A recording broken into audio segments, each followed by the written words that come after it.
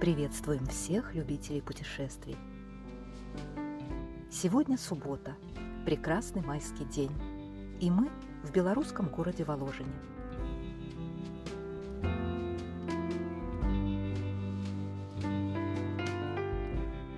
Мы приехали без ночевки, и у нас только несколько часов, чтобы погулять по городу и осмотреть достопримечательности.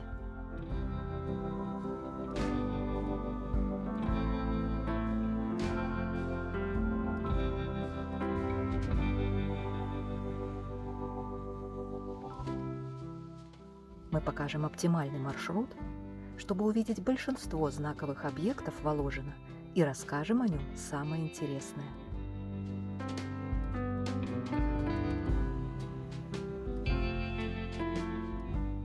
После просмотра этого ролика вы сможете смело приезжать сюда с вашими близкими и сознанием дела показывать им достопримечательности этого уютного города.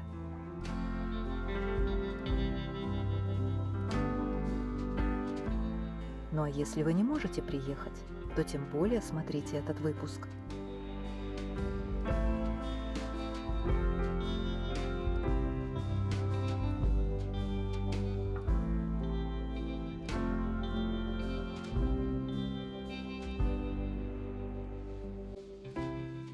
Благодарим всех, кто уже подписался на канал, а также тех, кто сделает это прямо сейчас.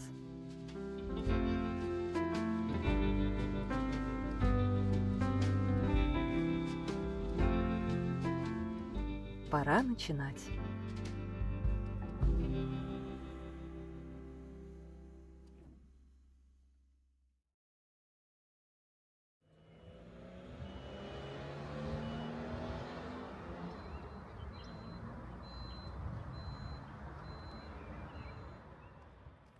Нашу прогулку по городу мы начинаем от автовокзала Воложин.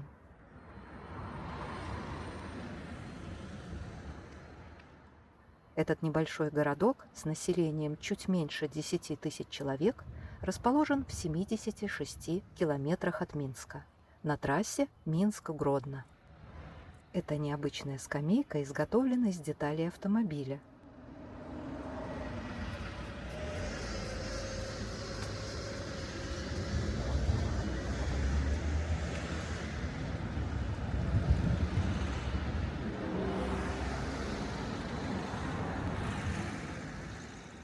Достойный внимания арт-объект.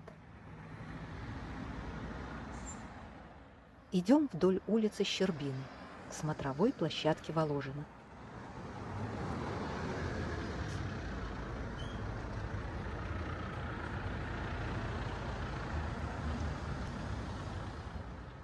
Официальным годом основания города считается 1400-й. В летописях Воложин указан как поселение в Великом княжестве Литовском, принадлежавшее роду Манвидов.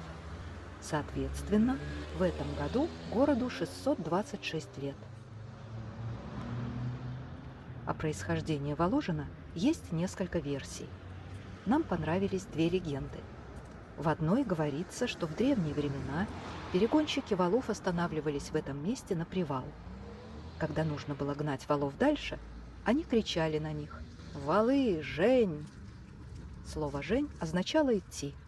Постепенно два слова слились в одно – «Воложин». Вторая легенда повествует о том, что когда-то здесь жил юноша по имени Янка.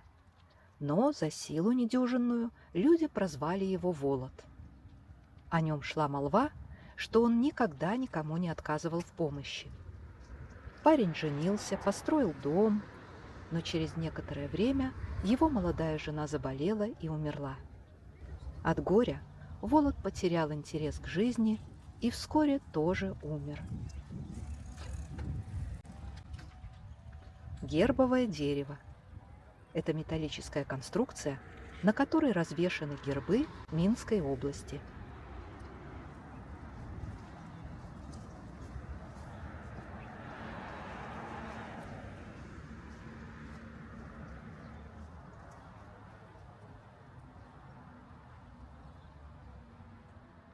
Так вот, Волод умер, а люди стали замечать, что травы, собранные возле его бывшего дома, помогают от разных болезней. Словно и после смерти юноша заботится о живых. Вскоре об этом месте знали уже повсюду. Достаточно было сказать «там, где раньше Волод жил», и люди понимали, о чем речь. Сочетание этих слов со временем и трансформировалось в название города – Воложин. Мы вышли на смотровую площадку Воложина. Вдали хорошо виден костел святого Иосифа.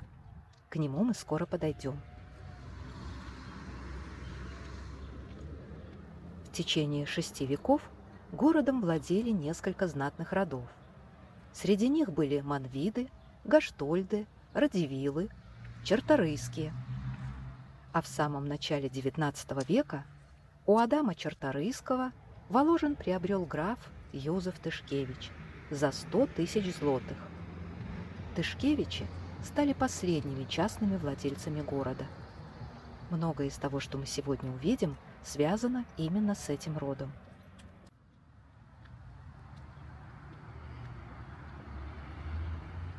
Поворачиваем направо. Здесь есть неприметный проход. Через него мы дойдем до следующего исторического объекта – бывшей польской школы. Граф Тышкевич сразу приступил к строительству своей резиденции. Место для нее было выбрано историческое, там, где раньше располагалось средневековое замчище. Резиденция или усадьба Тышкевичей была построена в 1803 году, то есть более 220 лет назад. И она сохранилась. Но увидеть ее полностью, а это дворцовый комплекс из 3 двухэтажных зданий, мы не сможем. Дело в том, что с советских времен 2 корпуса всегда занимали различные государственные органы и даже воинская часть. Сейчас проход к этим 2 зданиям, ну и тем более съемка, запрещены.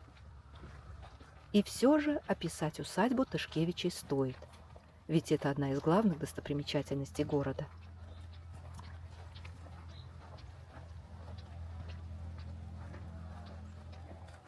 Как мы уже сказали, дворцовый комплекс – это 3 двухэтажных здания в стиле неоклассицизма, построенных буквой «П». 2 дворца напротив друг друга практически близнецы. В одном жил граф с семьей, другой использовался для официальных приемов и балов.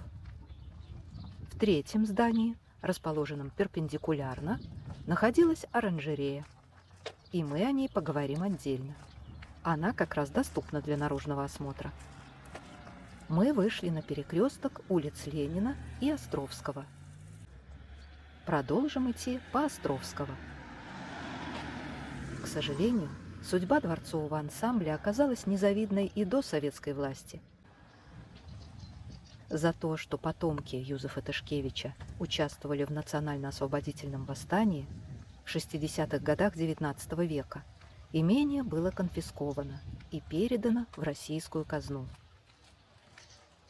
Река Воложенка нынче больше напоминает ручей.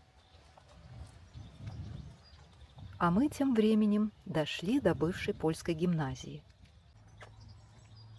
Двухэтажное здание по улице Набережной построили в 1937 году польские пограничники и крестьяне близлежащих деревень.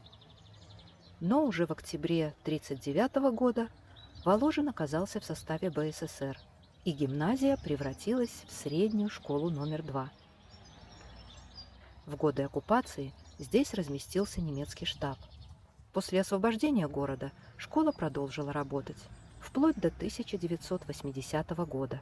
Теперь здесь находится реабилитационный центр для инвалидов.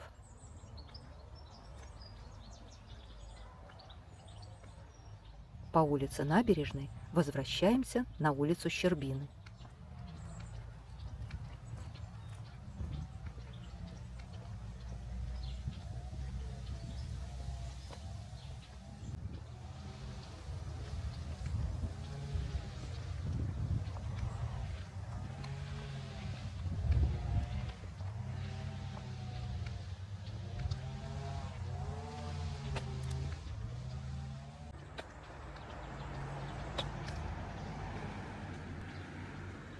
справа здание суда Воложенского района.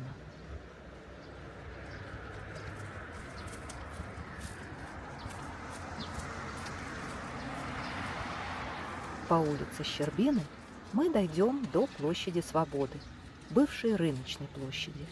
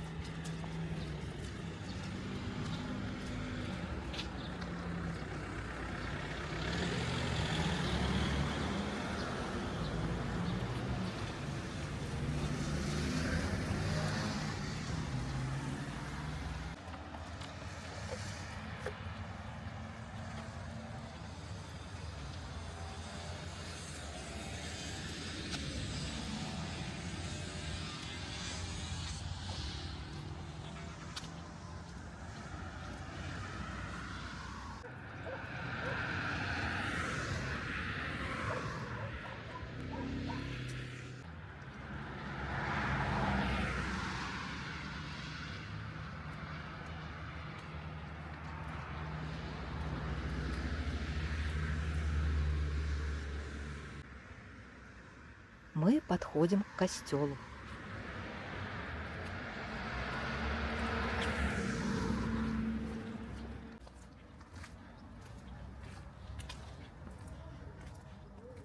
В Воложине очень много муралов на стенах. Первый деревянный храм в честь святого Иосифа на этом месте был заложен в конце XV века, но от него ничего не сохранилось. Скорее всего, он сгорел, как и следующий, построенный из дерева костел.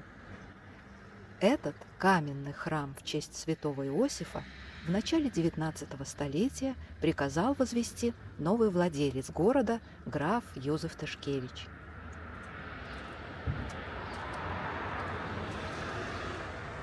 Памятник Иоанну Павлу II.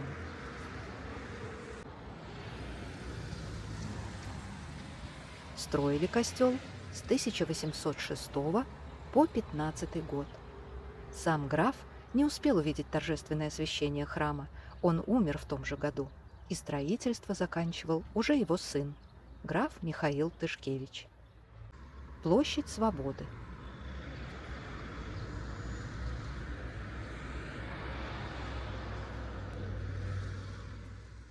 Своим внешним видом и отделкой костел напоминает античный храм.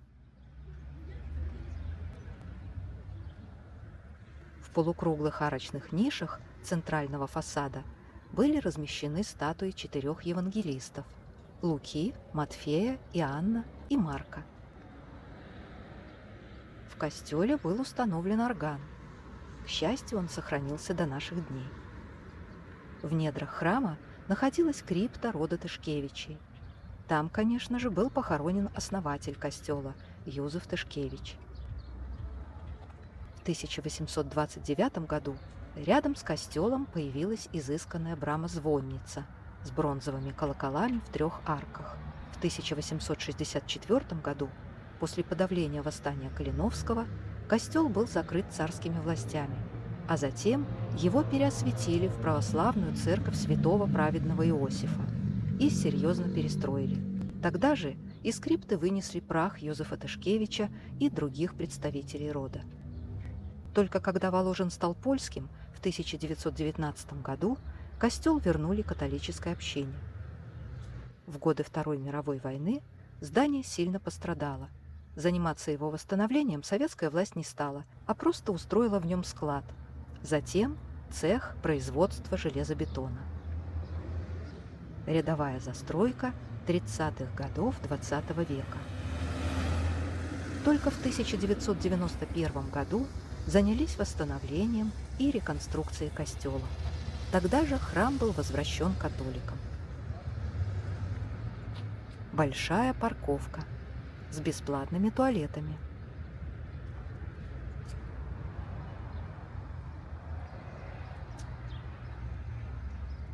Воложенский ЗАГС. И вот такая пара перед ним.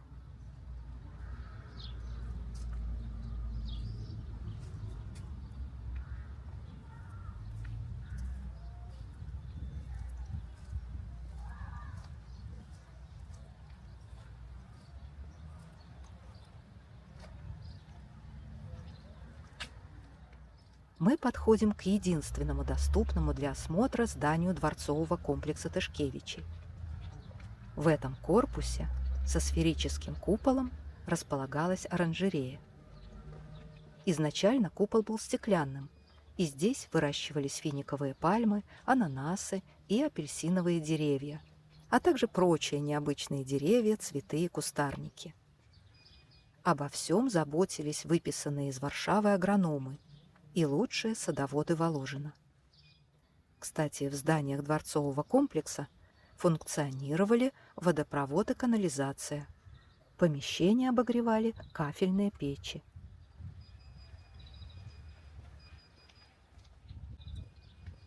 Похоже, территорию вокруг этого корпуса благоустраивают. Но мы позже сможем посмотреть здание с обратной стороны. А пока возвращаемся на площадь Свободы.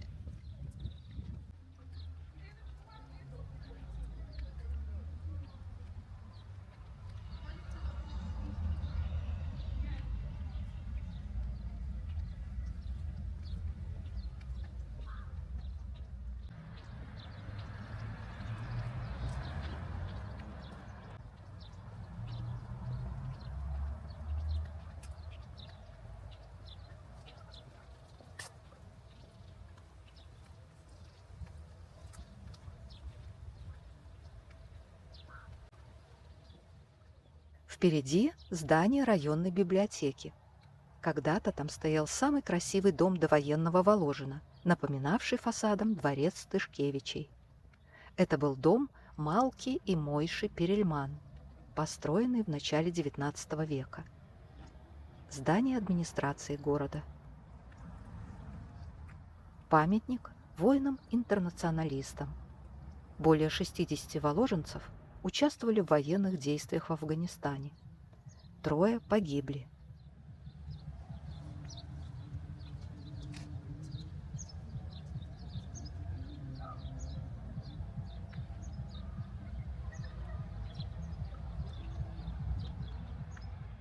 Дом Малки Перельман, тот, что был до библиотеки, имел одну особенность – большой балкон с видом на площадь. Это был единственный балкон в городе. А это местный дом культуры.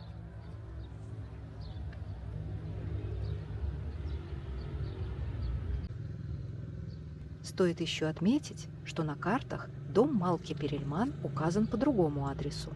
Это ошибка. Дом стоял здесь, перед площадью. Переходим улицу Щербиной и поворачиваем направо.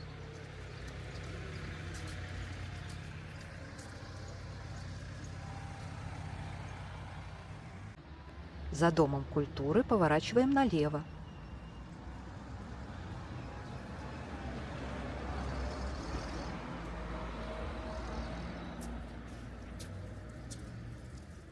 Муралы буквально повсюду.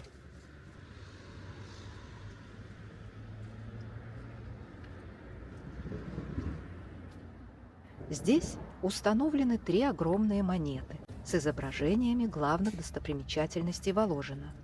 Это явно символ мирного сосуществования 3 культур, а точнее вероисповеданий – православия, католицизма и иудаизма.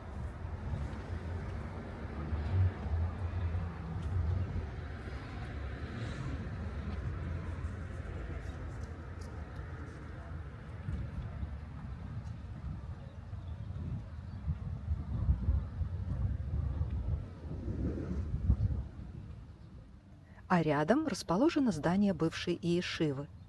Ему более 220 лет. Это первое на территории Восточной Европы высшее духовное училище по подготовке раввинов. Основано в 1803 году Хаимом Воложенером. К слову, Малка Перельман была его родственница.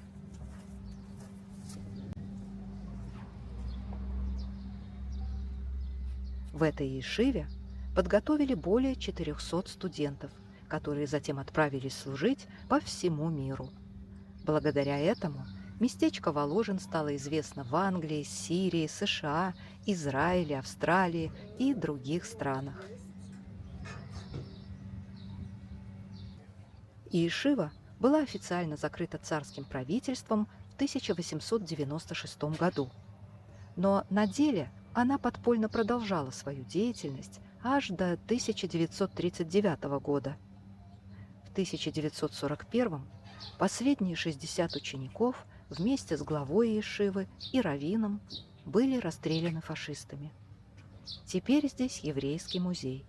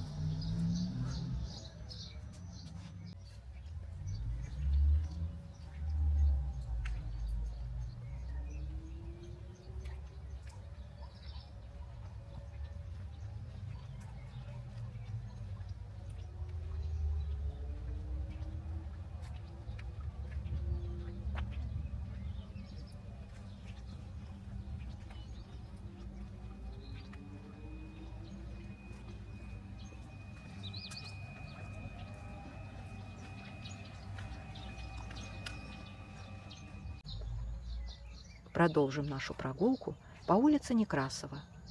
Посмотрим на частную застройку местных жителей.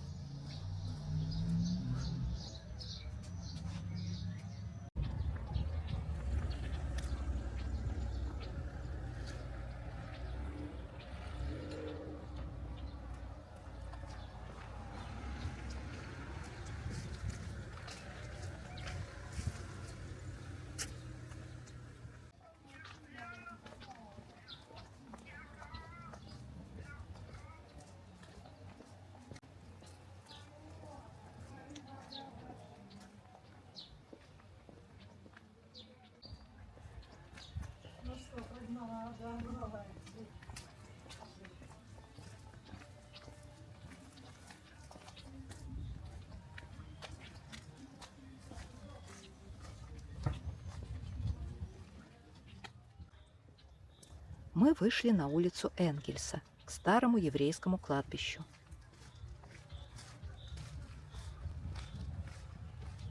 Где-то там находится памятник жертвам Холокоста.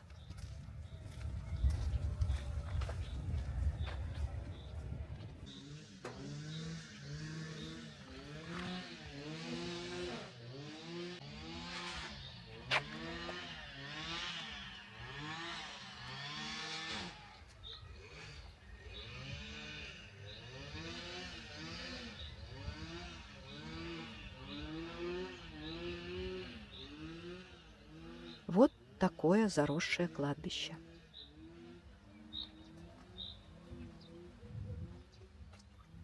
Еще один храм – протестантская церковь.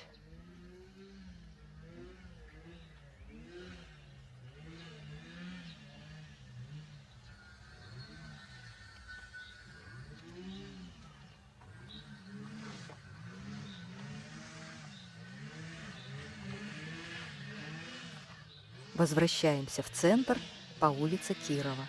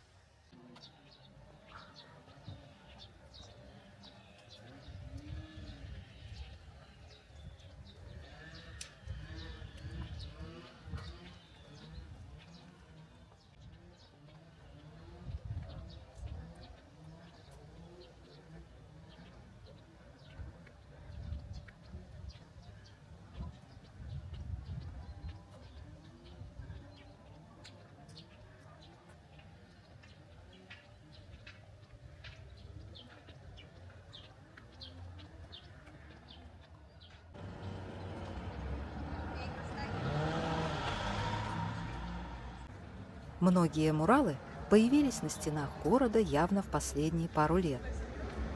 И тут не обошлось без искусственного интеллекта. Узнаваемый почерк.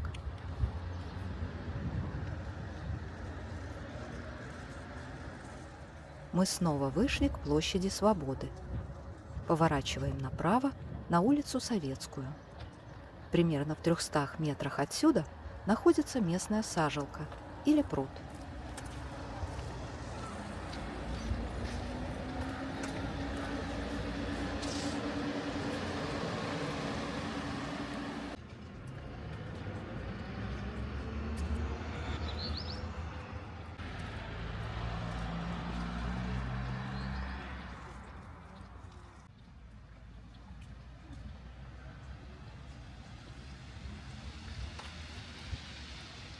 Пруд с фонтанами.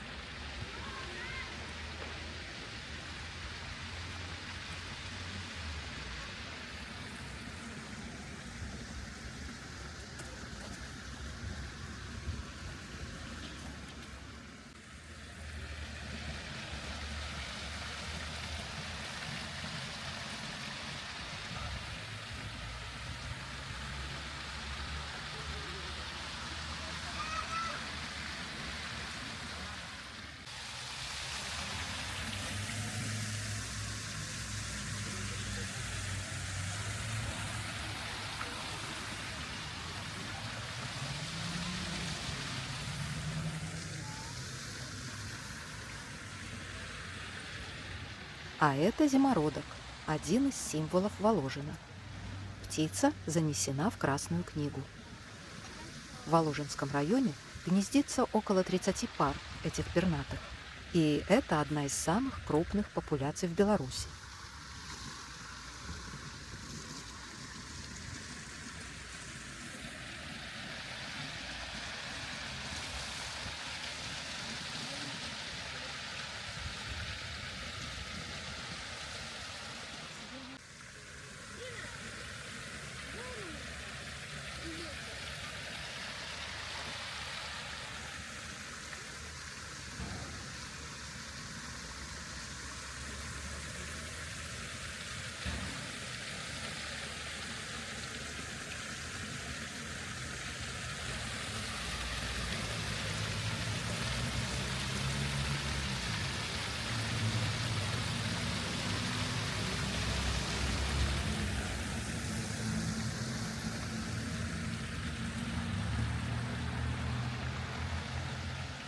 В Воложине нет недостатка в муралах и скульптурах из металлических колец.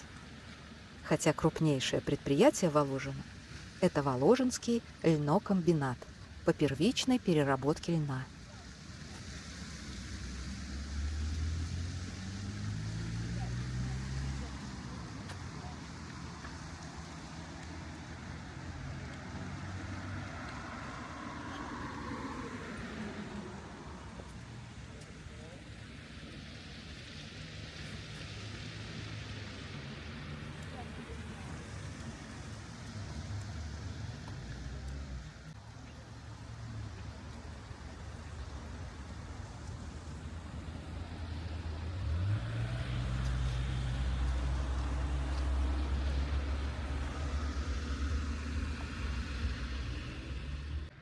По улице Советской мы идем к следующей достопримечательности.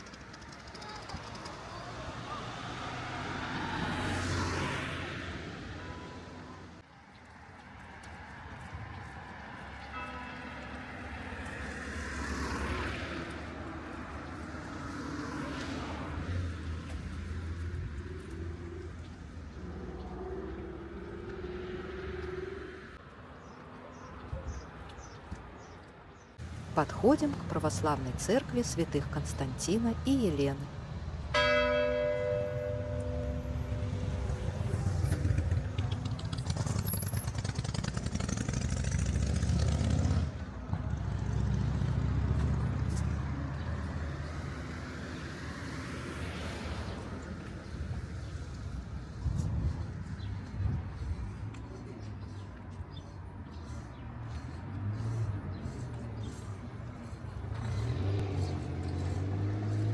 строили церковь в стиле деревянного зодчества с 1856 года 10 лет.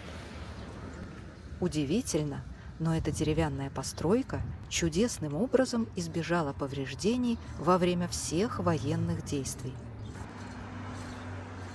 Во второй половине XX века она была единственной действующей в городе. Продолжаем прогулку по улице Вячеслава Кебича.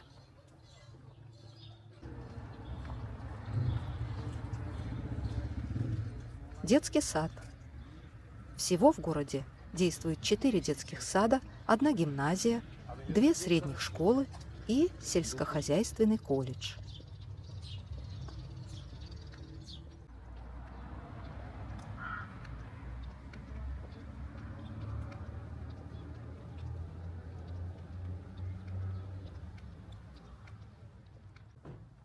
Сворачиваем направо на улицу Партизанскую.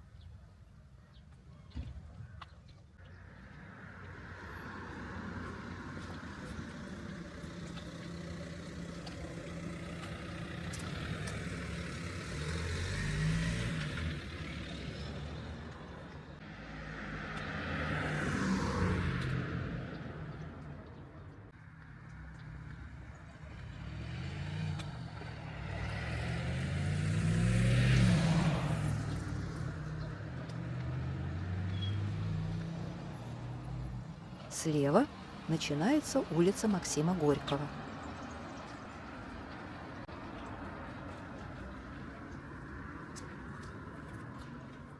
Воложен действительно город муралов.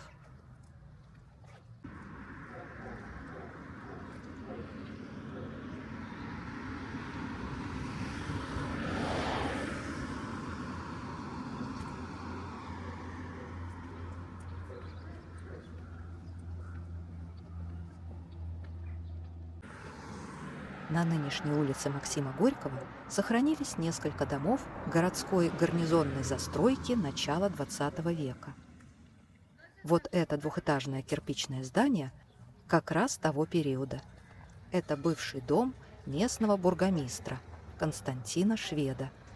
Толщина стен здесь 1 метр.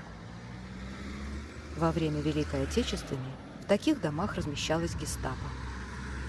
Отступая, оккупанты не успевали вынести документы, поэтому сжигали их вместе с домами. Кирпичные здания не сгорели, но сильно пострадали. До наших дней сохранился только один такой дом. Теперь здесь краеведческий музей.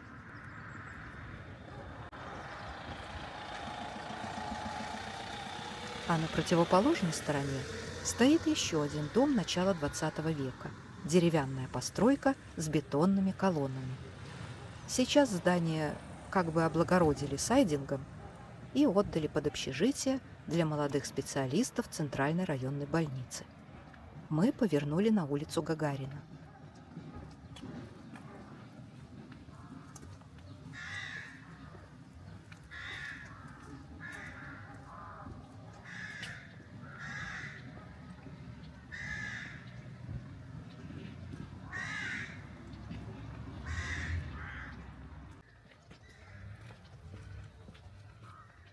Новое современное здание поликлиники.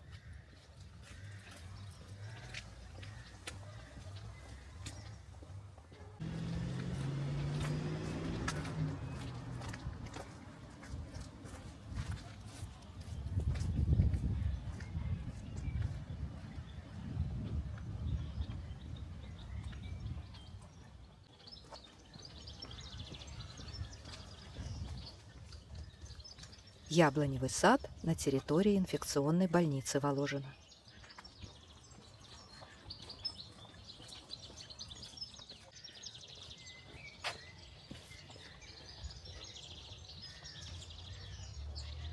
Поворачиваем налево, на улицу 50 лет октября.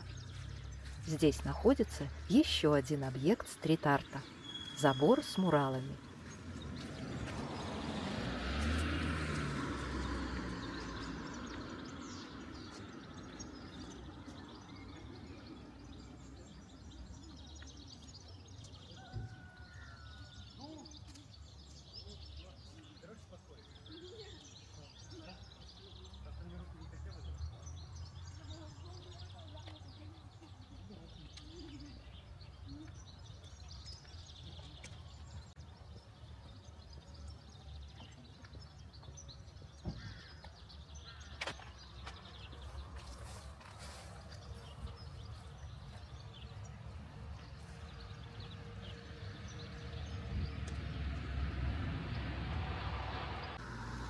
детский сад.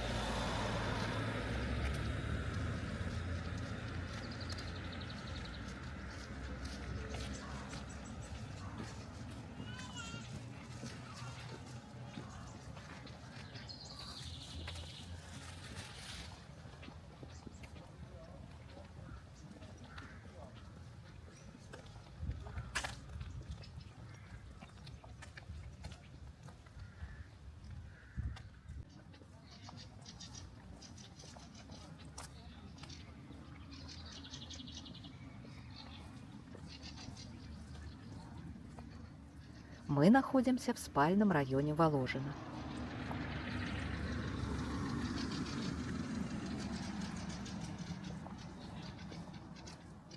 Возле дома номер 18 по улице Гагарина свернем во дворы. Так мы выйдем к пешеходному мостику, по которому вернемся в центр.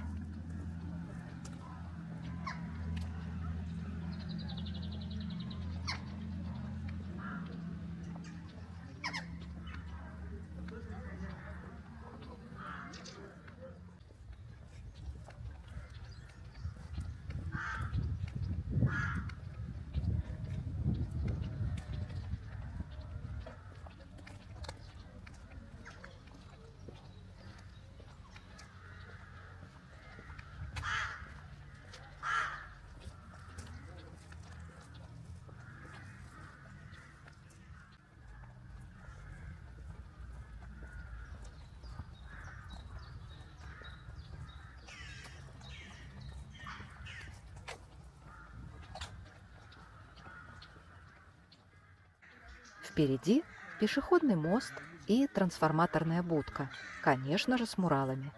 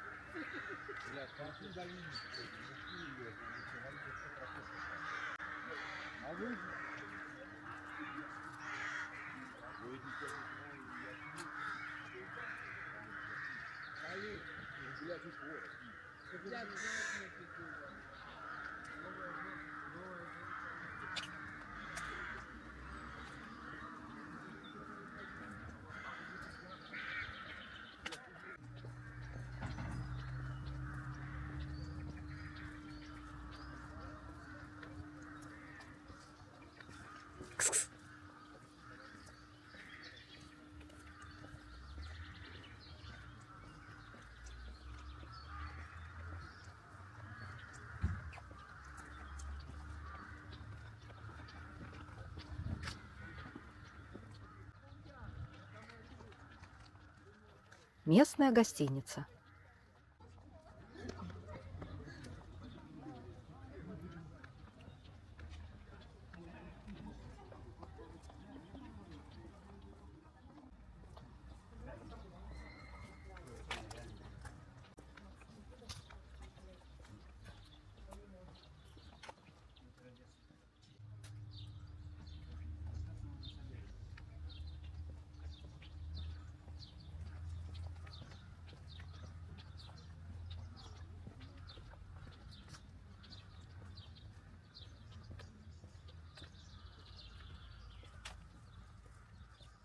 Еще один детсад.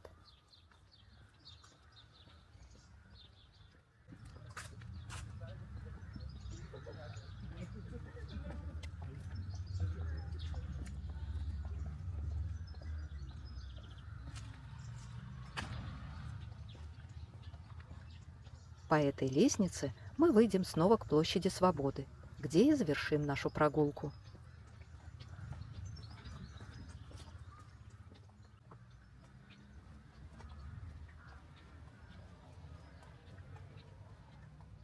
Это перекресток улиц Партизанской и Белорусской. И мы, как и обещали, подходим снова к оранжерее Тышкевичей, только с обратной стороны. Скульптура рыцаря на коне, конечно же, выполнена из металлических колец.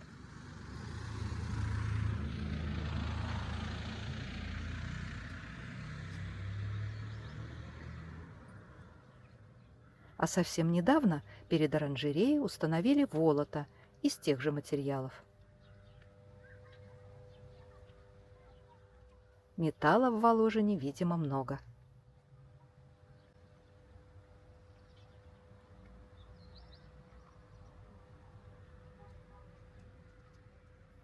На этом наша прогулка по Воложину заканчивается. Если вам понравилось гулять с нами, поставьте лайк этому видео и не забудьте подписаться на канал. Поделитесь вашими впечатлениями от города в комментариях. Спасибо, что смотрите наш канал. До встречи на следующей прогулке.